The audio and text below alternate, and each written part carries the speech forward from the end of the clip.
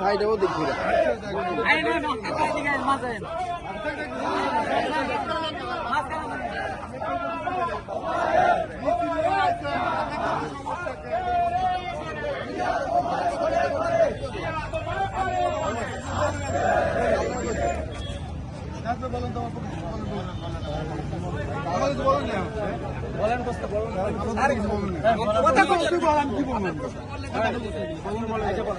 প্রতিষ্ঠাবার্ষিকীতে কি প্রত্যাশা করে 17 বছরের যে হামলা মামলা পরিবেশে অনেকদিন পর প্রথমবার এখন যে কেমন লাগছে ভাষায় প্রকাশ করা যাবে না।